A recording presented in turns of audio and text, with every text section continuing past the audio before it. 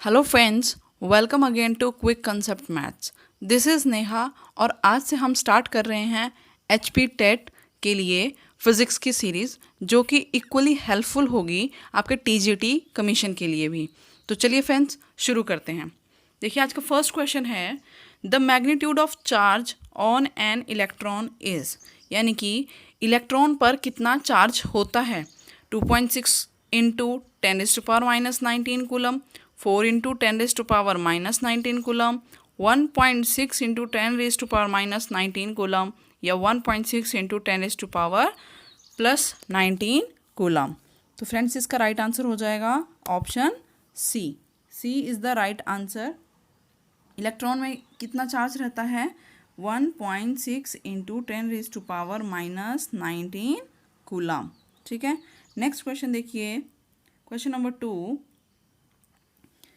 1 coulomb charge is equivalent to about, यानी कि 1 coulomb charge में लगभग कितने इलेक्ट्रॉन्स होते हैं। ठीक है, आपको ये बताना है इसमें वो कितने के इक्वल होता है। तो ऑप्शन हैं 6 into 10⁻18 electron, 6 into 10⁻15 electron, 6 into 10⁻17 electrons या 1 इलेक्ट्रॉन। तो फ्रेंड इसका राइट आंसर हो जाएगा, ठीक है, इसमें राइट आंसर रहेगा आपका 6 इंटू 10⁻18 इलेक्ट्रॉन्स होते हैं। ठीक है, अगर एक्यूरेट हो तो 6.25 इंटू 10⁻18 आता है। अगर ये ऑप्शन में ना हो तो आप ये जनरल जो है क्या आता है इसका आंसर 6 इंटू 10⁻18 इलेक्ट्रॉन्स। ठीक है, ये है इसकी कंप्लीट वैल्यू। अब देखिए next question, unit of resistance is, resistance की यूनिट क्या होती है।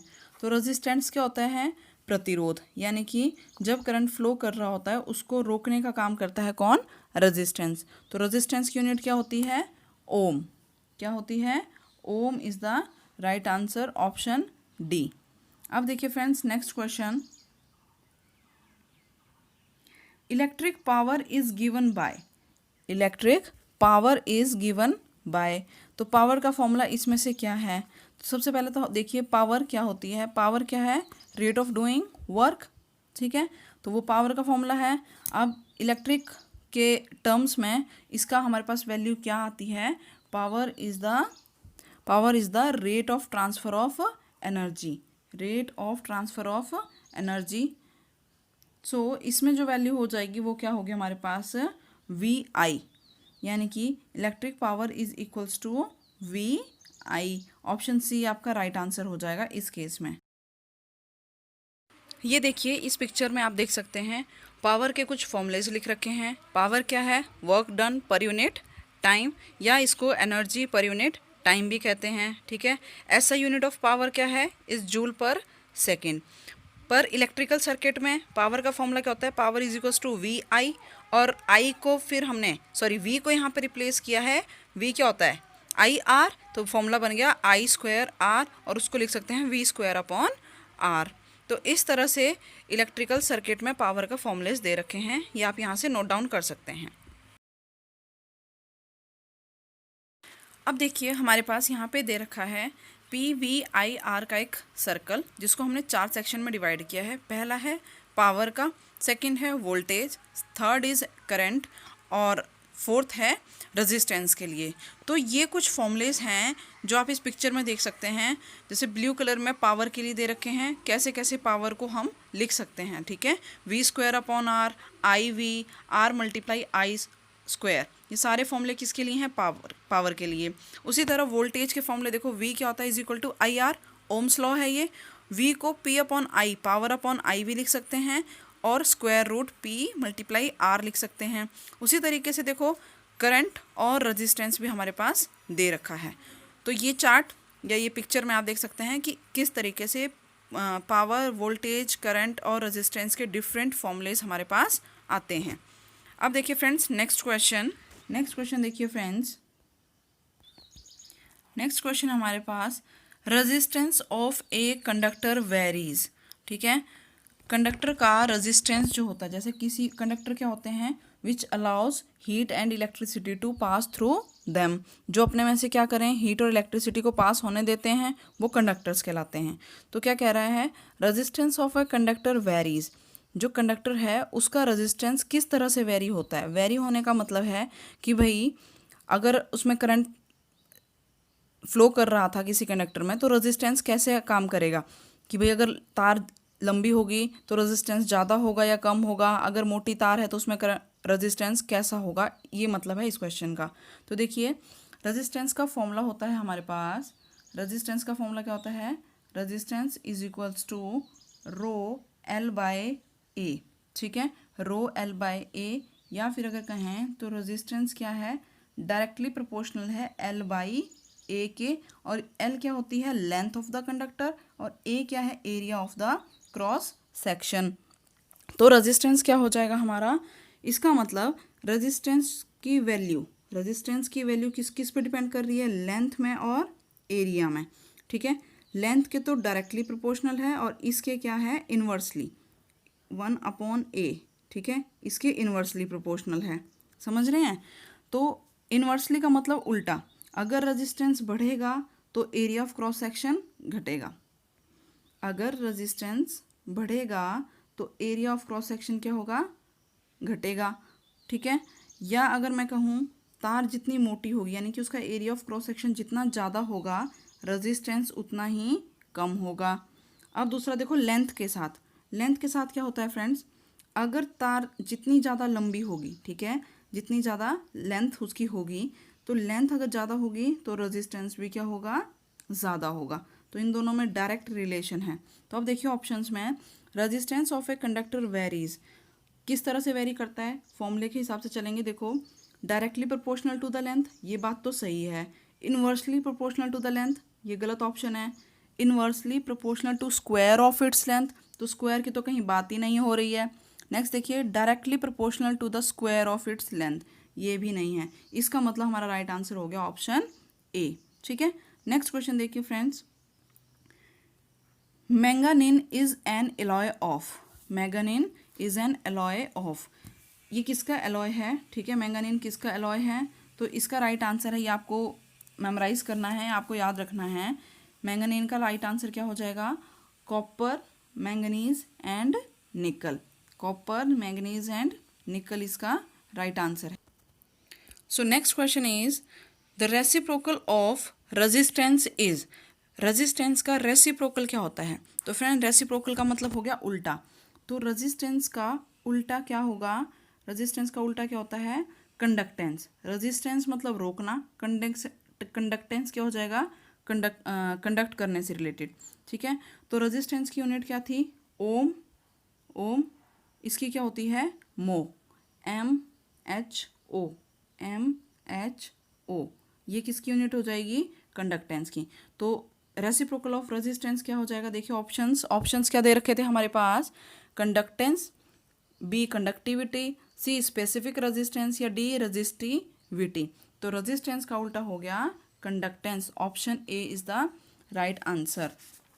अब देखिए फ्रेंड्स नेक्स्ट क्वेश्चन है हमारे पास, the resistance of a conductor increases with, कोई कंडक्टर है उसका रेजिस्टेंस इंक्रीज होता है, कैसे कैसे देखिए, decrease in cross sectional area, decrease in cross sectional area. तो इस अब आपको फॉर्मूला याद होना चाहिए, R इज इक्वल टू क्या होता है, रो एल बाई ए, और इक्वल नहीं लिखना है तो देखो प्रोपोर्शनल लिखो, प्रोपोर्शनल है किसके, L अपॉन ए के, यानी कि अगर लेंथ ज़्यादा तो रेजिस्टेंस भी ज़्यादा, और अगर एरिया कम तो रेजिस्टेंस क्या होगा, ज़्यादा।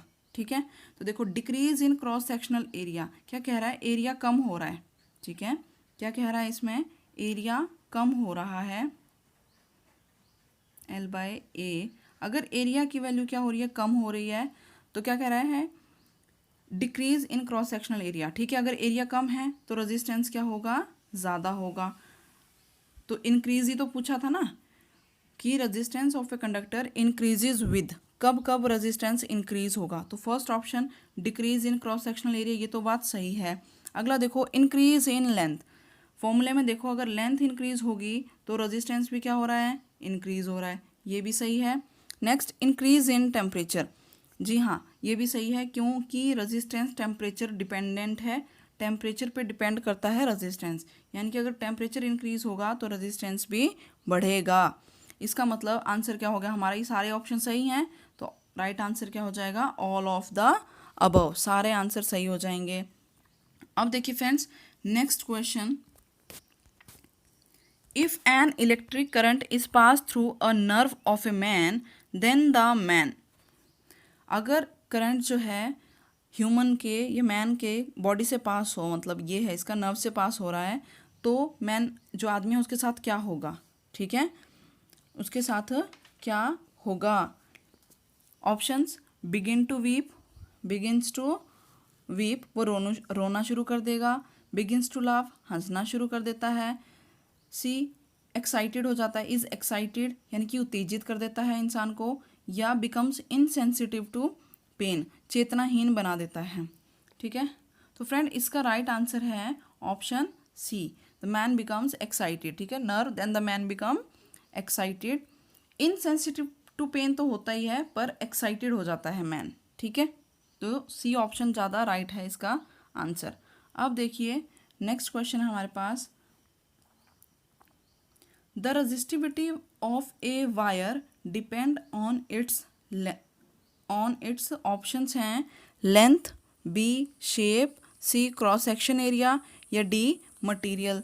तो देखिए फ्रेंड्स, अभी हमने रेजिस्टिविटी देखा था, रेजिस्टिविटी क्या थी, resistance is equal to rho L upon A, ठीक है, ये क्या है, कांस्टेंट है, कांस्टेंट का काम करता है। तो रेजिस्टिविटी किस पे डिपेंड करता है, आपने याद रखना है, resistivity depends on the material, ठीक है, वो मटेरियल पे डिपेंड करता है भी किस तरह का मटेरियल यूज़ हुआ है, उसी अकॉर्डिंग रेजिस्टिविटी होगी। अब देखिए next question, electric charge is expressed in, electric charge को किस में एक्सप्रेस किया जाता है। तो आपको सबको पता है इलेक्ट्रिक चार्ज की यूनिट क्या होती है, कूलम, तो इसका राइट आंसर हो जाएगा ऑप्शन ए, ठीक है। ओम किसकी होती है, ओम किसकी है हमारे पास, रेजिस्टेंस की, वोल्ट हो जाएगी हमारी वोल्टेज की, और जूल हो जाएगी हमारे यहाँ पे, जूल किसकी unit, joule is the unit of heat और एनर्जी।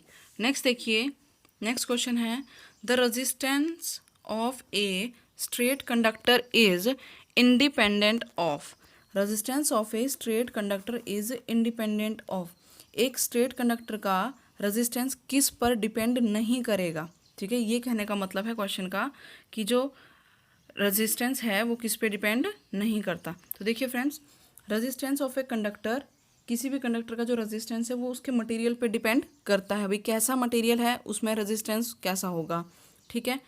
अच्छा आप ऐसे समझिए जैसे कि लकड़ी है, वुड है, उसमें से करंट पास नहीं होता, उसका रेजिस्टेंस क्या है, बहुत ज़्यादा है, तो यानी कि मटेरियल पे डिपेंड कर रहा है ना, मटेरियल वुड है तो रेजिस्टेंस बहुत ज़्यादा है।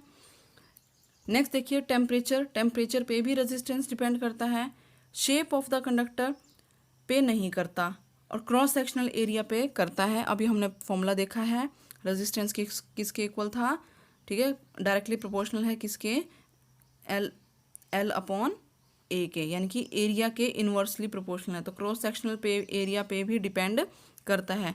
इसका आंसर राइट हो जाएगा, इसका मतलब ऑप्शन सी, ठीक है, शेप ऑफ कंडक्टर पे डिपेंड नहीं करता।